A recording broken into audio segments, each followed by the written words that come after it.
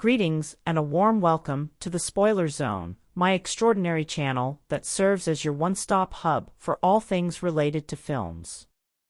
Prepare yourself for an exhilarating journey filled with profound insights and enthralling dissections of your most cherished cinematic masterpieces. Attention!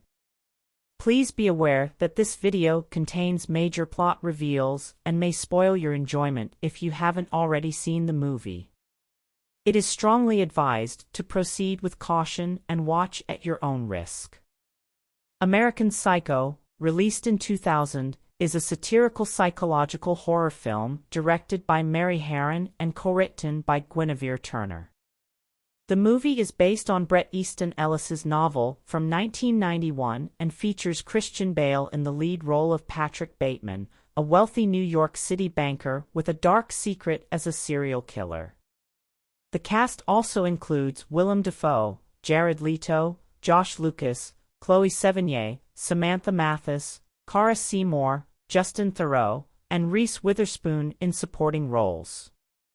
Through a mix of horror and dark humor, the film critiques 1980s yuppie culture and materialism, with Bateman and the rest of the characters serving as exaggerated examples.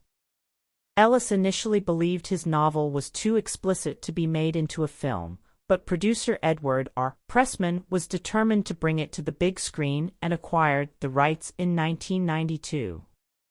Several directors, including Stuart Gordon, David Cronenberg, and Rob Weiss, were considered before Harron and Turner were brought on board in 1996 to write the screenplay. They aimed to stay true to the novel by setting the film in the 1980s. The production faced challenges, with Bale initially cast as Bateman but then replaced by DiCaprio due to contract issues. Ultimately, Harron was brought back on as director, with Bale back in the lead role. American Psycho made its debut at the prestigious Sundance Film Festival on January 21, 2000, captivating audiences with its gripping storyline and exceptional performances.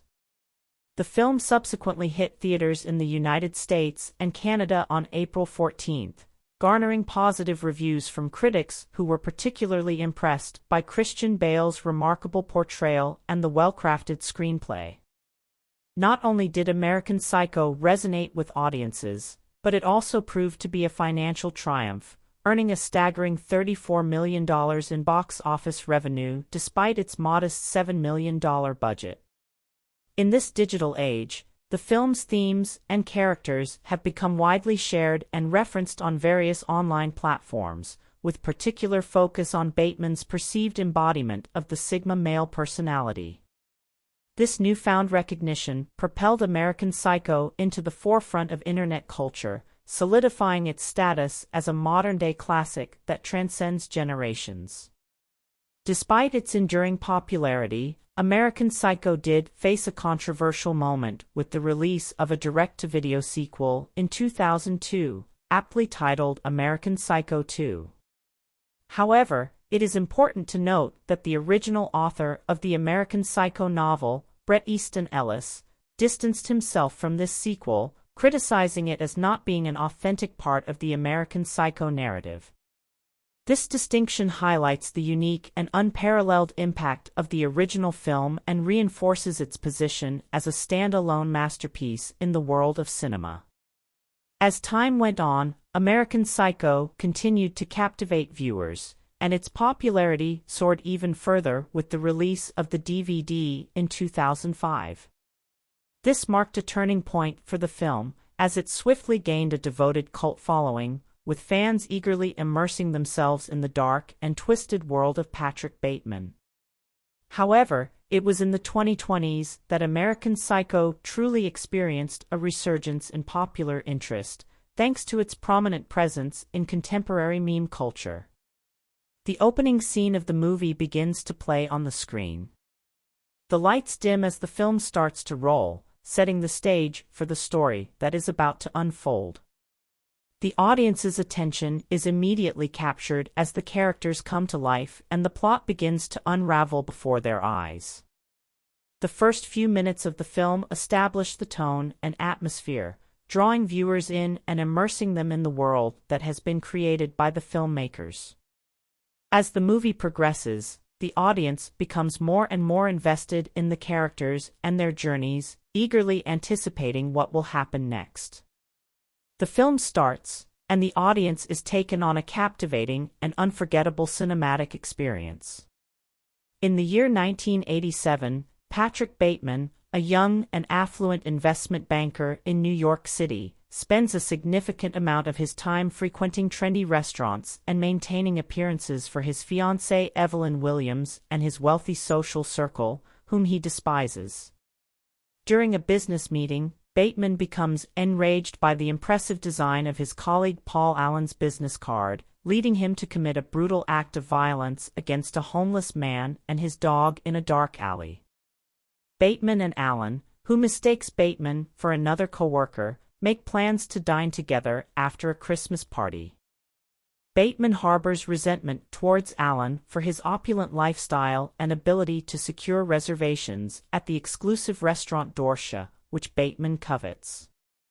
Manipulating Allen into a drunken state, Bateman leads him back to his apartment and brutally murders him with an axe while listening to Huey Lewis and the news, all the while lecturing Allen on the band's merits. After disposing of the body, Bateman leaves a deceptive message on Allen's answering machine, claiming that he has traveled to London. Private investigator Donald Kimball interviews Bateman about Allen's disappearance, mentioning that there have been sightings of Allen in London. Bateman decides to have two sex workers, Christy and Sabrina, come to his apartment for sex before he tortures them, pays them, and sends them on their way. After a colleague, Louise Carruthers, shows off a new business card, Bateman tries to strangle him in a restroom at a fancy restaurant. Carruthers mistakes this for a sexual advance and expresses his feelings for Bateman, causing Bateman to panic and run away.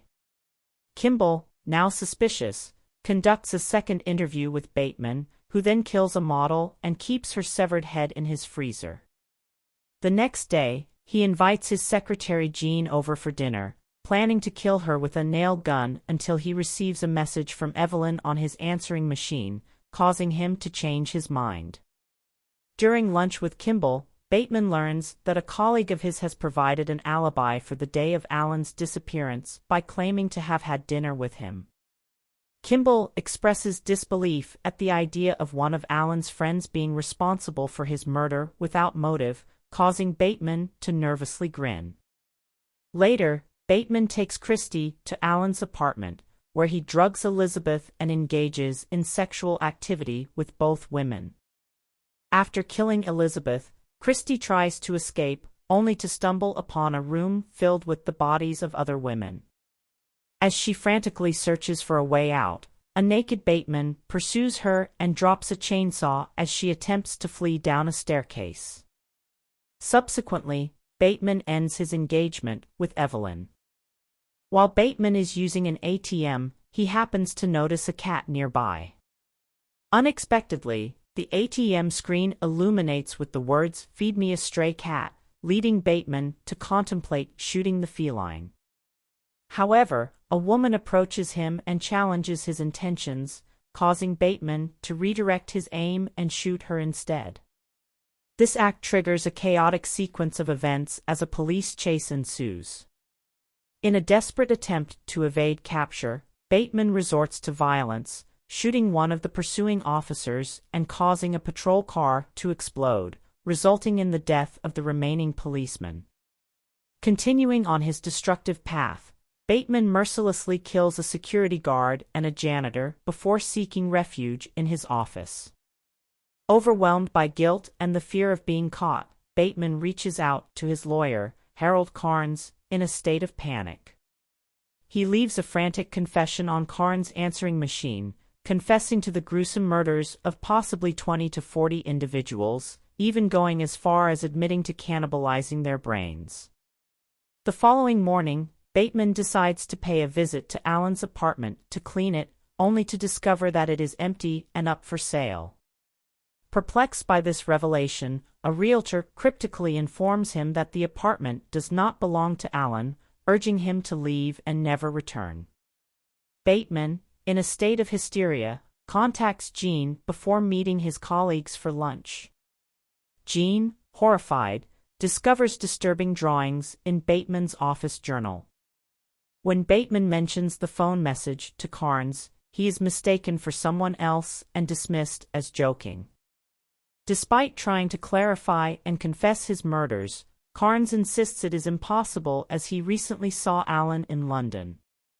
Feeling exhausted and uncertain, Bateman rejoins his friends to discuss dinner plans and ponder the true nature of Ronald Reagan. He grapples with the realization that he may never face consequences for his actions, leaving him in a constant state of pain and desire for revenge. His confession ultimately feels meaningless. My interpretation of the film American Psycho leads me to believe that it is an incredibly thought-provoking and controversial piece that dares to question the established norms of our society. With a unique blend of dark humor and a deep exploration of the darker aspects of human nature, this film has become a cult classic that not only entertains but also serves as a catalyst for discussions on topics such as consumer culture, the complexity of personal identity, and the relentless pursuit of happiness in our modern society. Its ability to push boundaries and challenge our preconceived notions makes it a truly remarkable and unforgettable cinematic experience. Please subscribe to our channel and leave a comment if you would like to see more videos like this. We greatly appreciate your support and thank you for taking the time to watch our videos.